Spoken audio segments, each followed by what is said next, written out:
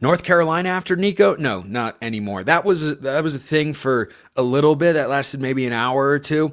And now North Carolina has decided that Gio Lopez is likely to be their next quarterback. So this hasn't officially been done as I'm recording this segment, but let me all but assure you, this is going to get done. So Gio Lopez is not someone you've heard of until now, and it's someone who most people might not hear about until he starts ACC football games in 2025 in the fall. Lopez competed in the Sun Belt this past year. Sun Belt, Fun Belt. I'm here for it. I'm not throwing shade at that conference.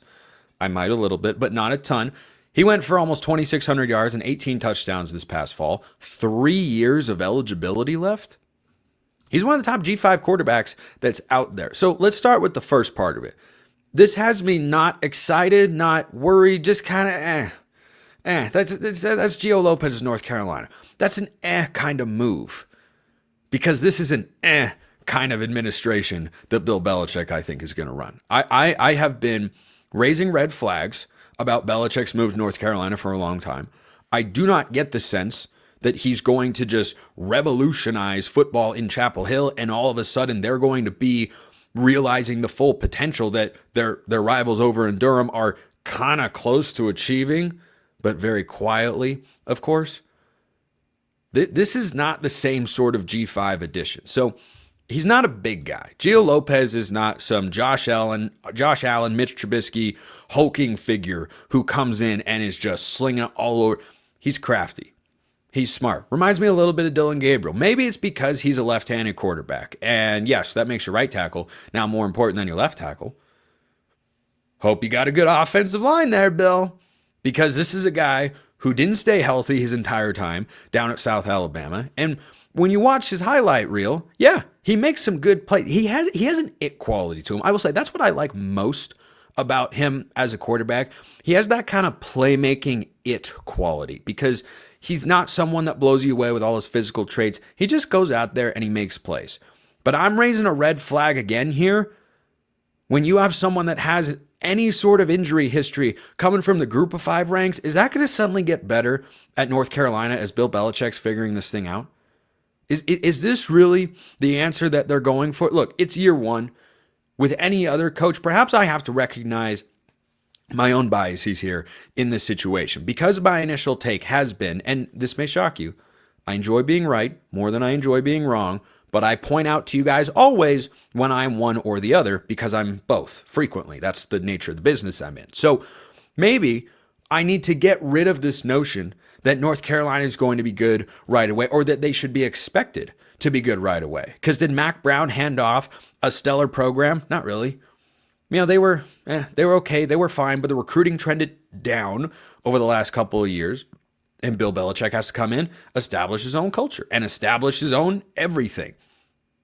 So there are a lot of new moving parts that perhaps I should give a greater grace period for than I have in the past. Maybe that's the case. Or maybe Bill Belichick doesn't really know what he's doing. This is maybe. North Carolina's win total, I'm just telling you, I know their schedule's favorable. Their win total's 7.5. It's still there. I don't think Gio Lopez is moving the needle there. Could be solid, could be fine, could do some fun, crafty things. He's not coming in as a game changer. He's not the top quarterback in the portal. And by the way, how Belichick is it to take a look at a big, shiny, star-ridden name like Nico and say, nah, I want this other guy who doesn't cost as much, who you've never heard of, who I think I'm going to make good. That's where Belichick made his money for a long time. That's the way he got it done. Okay. We'll see. We'll see if that works out. I'm not saying Nico was the right choice for North Carolina. I don't think he was. Because Bill doesn't want to put up with any of that nonsense. If there's one thing we know and that I do like about Bill Belichick as a head coach in today's world of college football, he's not putting up with any off-the-field funny business. He's not putting up with any nonsense, okay? That's not going to happen. Flat out, point blank, end of discussion. I feel pretty confident in saying that. But This is not a guy that comes in and allows him to have a Curt Cignetti type season. That's an anomaly. Remember, most coaches, going back to my grace period point, most coaches, we give 2, maybe even 3 years. Even in the portal world, if you want to go for 2, I think that's program dependent. But North Carolina is a basketball school. Bill Belichick, if he ends up even staying there for 3 years as the head coach, does he want to do that? We can debate that from now until the end of time pretty much. If he does end up staying there for the next several years, he should be evaluated the same way any other coach is. First year, can't take a whole lot from it. Just trying to establish some sort of culture, get people excited, maybe win a fun game or two, maybe win a rivalry game, all that sort of stuff. Year 2, you got to show progress. And then year 3, you need to be close, not right next to your ceiling for the program that you run, but you got to be pretty close to it. You ought to have shown some serious growth to excite the fans and have changed the minds of donors and alumni over there at North Carolina who are kind of like, I don't know about this whole Bill Belichick hire. This is not the move that's going to do that. It's really not. So Gio Lopez, he go out, good football player. I think he's going to be a fun watch. He's undersized. He's left-handed. He's just going to go out. He's just going to make some football plays. He could be a really, really fun watch. Is he a game changer for North Carolina? No, I do not see that whatsoever. And I still look at that win total on FanDuel and say 7.5, hammer the under. Hammer. That's the way I see North Carolina going into this year. So here's something I didn't see coming. Those of you watching on YouTube have noticed there's been a little change to the graphic over here on the side. That's because I called an audible on my third segment on today's show.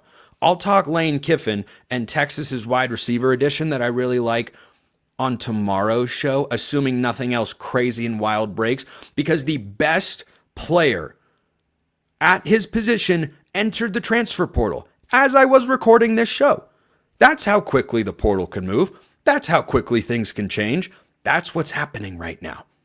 The best player at the running back position is now in the transfer portal. And I tell you, every year, I think, there won't be any big names in the spring window. There will be some solid names. There'll be some good. Nope, we've got Nico Iamaleava and Jaden Ott is in the transfer portal.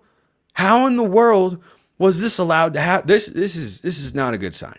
It is not a good sign for Justin Wilcox and company. Really not good. Really not. Like North Carolina levels of this has got a red flag raised up. Oh boy, what's going on here? So if you'd like to hear my take on all of that, do you know what you have to do? I do. You just stick around.